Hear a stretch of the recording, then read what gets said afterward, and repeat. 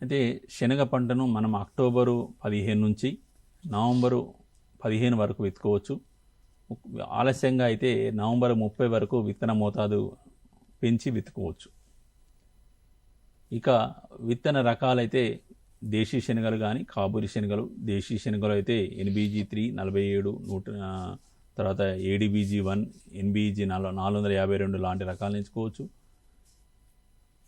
ఇక కాబూలి అయితే NBG 119 లాంటి రకాలను వేసుకోవచ్చు.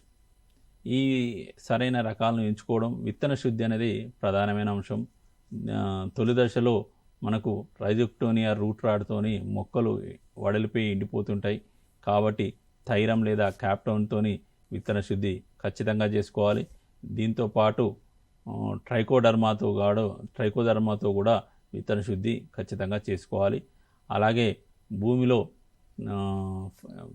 సేంద్రియ FIMతో కలిపి ట్రైకోడర్మాను కలిపి వృద్ధి చేసుకొని ఆ FIMను భూమిలో వేయడం ద్వారా కూడా మనం తొలి దశలో మొక్కలు చావకుండా కాపాడుకోవచ్చు.